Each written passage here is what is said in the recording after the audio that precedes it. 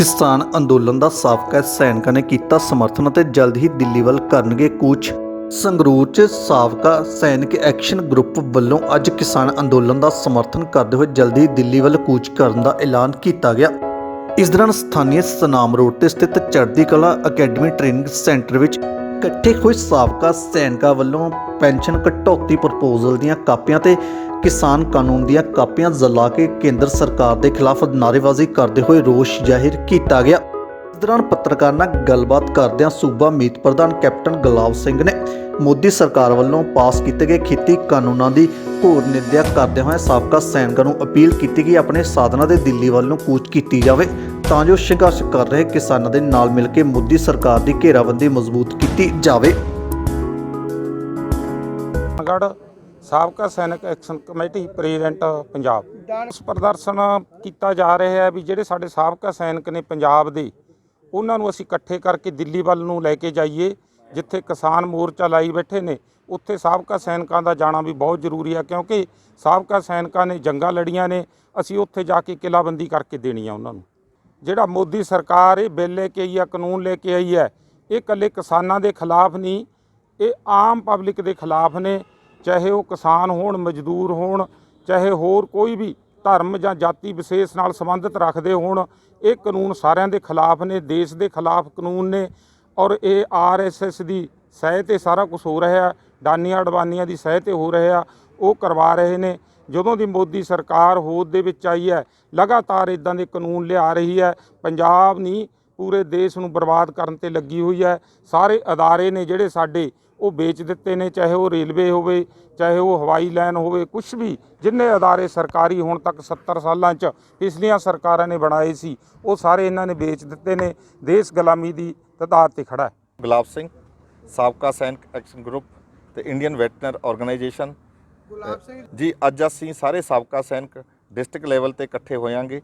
ਇਹ ਸਭ ਤੋਂ ਪਹਿਲਾਂ ਮੈਂ ਤੁਹਾਡੇ ਚੈਨਲ ਦੇ ਥਰੂ ਭਾਰਤ ਦੀ ਸਰਕਾਰ ਨੂੰ ਇਹ ਮੈਸੇਜ ਦੇਣਾ ਚਾਹੁੰਦਾ ਕਿ ਜਿਹੜੇ ਉਹਨਾਂ ਨੇ ਖੇਤੀ ਦੇ ਵਿਰੁੱਧ, ਕਿਸਾਨਾਂ ਦੇ ਵਿਰੁੱਧ ਜਿਹੜੇ 3 ਕਾਲੇ ਬਿੱਲ ਲੈ ਕੇ ਆਏ ਨੇ, ਜਿਹਦੇ ਵਿੱਚ ਅੱਜ ਹਿੰਦੁਸਤਾਨ ਦਾ ਬੱਚਾ ਉੱਥੇ ਜਾ ਕੇ ਬੈਠਿਆ, ਇਹ ਸਰਕਾਰ ਤੱਕ ਮੈਸੇਜ ਦੇਣਾ ਚਾਹੁੰਦੇ ਆ ਕਿ ਤੁਸੀਂ ਜਿੰਨਾ ਛੇਤੀ ਇਹਨਾਂ ਨੂੰ ਹੋ ਸਕਦਾ ਇਹਨਾਂ ਕਾਨੂੰਨਾਂ ਨੂੰ ਰੱਦ ਕਰੋ ਤਾਂ ਕਿ ਹਿੰਦੁਸਤਾਨ ਆ ਜਿਹੜਾ ਚੈਨ ਤੇ ਅਮਨ ਨਾਲ ਰਹਿ ਸਕੇ। ਤੇ ਦੂਸਰਾ, ਸਾਡੇ ਸਾਬਕਾ ਸੈਨਿਕਾਂ ਦੇ ਅੱਜ ਇਕੱਠੇ ਹੋਣ ਦਾ ਦੂਜਾ ਮਕਸਦ ਇਹ ਆ ਕਿ ਜਨਰਲ ਬਿਪਿਨ ਰਾਵਤ ਸਾਹਿਬ ਜਿਹੜੇ ਕਿ ਸਾਡੇ ਹਿੰਦੁਸਤਾਨ ਦੀ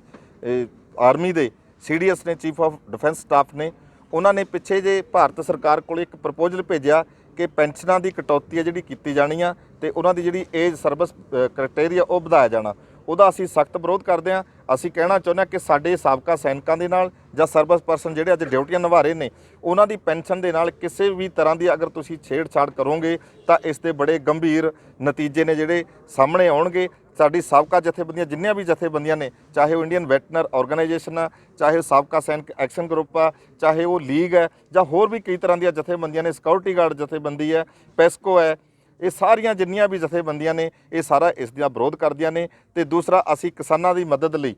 ਕਿਉਂਕਿ ਅਸੀਂ ਕਿਸਾਨ ਵੀ ਹਾਂ ਤੇ ਜਵਾਨ ਵੀ ਹਾਂ, ਅਸੀਂ ਮਦਦ ਨਹੀਂ ਕਹਿ ਸਕਦੇ, ਇਹ ਸਾਡਾ ਆਪਣਾ ਘਰ ਹੈ ਕਿ ਅਸੀਂ ਸਾਰੇ ਰਲ ਕੇ ਉੱਥੇ ਜਾ ਕੇ ਉਹਨਾਂ ਦੇ ਨਾਲ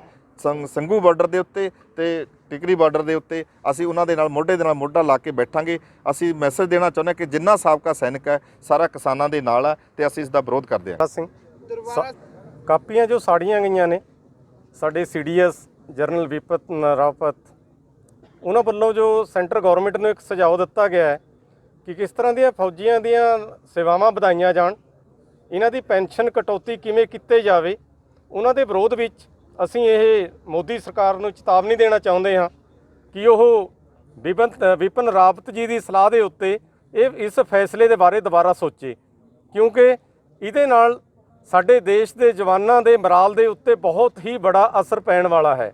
ਅੱਜ ਜੋ ਜਵਾਨ ਬਾਰਡਰ ਦੇ ਉੱਤੇ ਆਪਣੀ ਜਾਨ ਦੀ ਪਰਵਾਹ ਨਾ ਕਰਦਾ ਹੋਇਆ ਇਸ ਦੇਸ਼ ਦੇ ਲਈ ਕੁਰਬਾਨ ਹੋਣ ਨੂੰ ਤਿਆਰ ਹੈ, ਜਦੋਂ ਉਸ ਕੋਲ ਇਹ ਸੁਨੇਹਾ ਜਾਂਦਾ ਹੈ ਕਿ ਉਹਨਾਂ ਨੂੰ ਦੇਣ ਵਾਲੀਆਂ ਸੇਵਾਵਾਂ ਦੇ ਵਿੱਚ ਕਟੌਤੀ ਹੋਣ ਜਾ ਰਹੀ ਹੈ ਤਾਂ ਉਹਨਾਂ ਦੇ ਮਰਾਲ ਦੇ ਉੱਤੇ ਬਹੁਤ ਹੀ ਬੜਾ ਅਸਰ ਪੈ ਰਿਹਾ ਹੈ। ਕਿਉਂਕਿ ਜਵਾਨਾਂ ਦੇ ਅਸੀਂ ਸੰਪਰਕ ਵਿੱਚ ਹਾਂ, ਉਹਨਾਂ ਦੇ ਨਾਲ ਜਦੋਂ ਵੀ ਗੱਲ ਕਰਦੇ ਹਾਂ ਉਹਨਾਂ ਵੱਲੋਂ ਇਹੀ ਖਦਸ਼ਾ ਜ਼ਾਹਰ ਕੀਤਾ ਜਾਂਦਾ ਹੈ ਕਿ ਸਾਡਾ ਆਉਣ ਵਾਲੇ ਸਮੇਂ ਦੇ ਵਿੱਚ ਕੀ ਹੋਵੇਗਾ। ਸੈਂਟਰ ਸਰਕਾਰ ਜੋ ਕਿ ਜਵਾਨਾਂ ਦੀ ਸ਼ਹਾਦਤ ਦੇ ਬਾਰੇ ਬਿਲਕੁਲ ਨਹੀਂ ਸੋਚ ਰਹੀ, ਉਹਨਾਂ ਦੇ ਬਾਰੇ ਜਦੋਂ ਜਵਾਨ ਇਹ ਸੋਚਦੇ ਨੇ ਕਿ ਅਸੀਂ ਦੇਸ਼ ਲਈ ਕੀ ਕਰਨ ਜਾ ਰਹੇ ਹਾਂ, ਆਪਣੀਆਂ ਜਾਨਾਂ ਦੀ ਪਰਵਾਹ ਨਹੀਂ ਕਰ ਰਹੇ ਹਾਂ, ਪਰ ਦੇਸ਼ ਸਾਡੇ ਲਈ ਕੀ ਕਰ ਰਿਹਾ ਹੈ, ਉਸ ਦੇ ਵਿਰੋਧ ਦੇ ਵਿੱਚ ਅਸੀਂ ਇਹ ਕਾਪੀਆਂ ਸਾੜੀਆਂ ਹਨ। ਸੰਗਰੂਰ ਤੋਂ ਵੌਇਸ ਆਫ ਟਰੁੱਥ ਲਈ ਰਾਜਵਿੰਦਰ ਸਿੰਘ।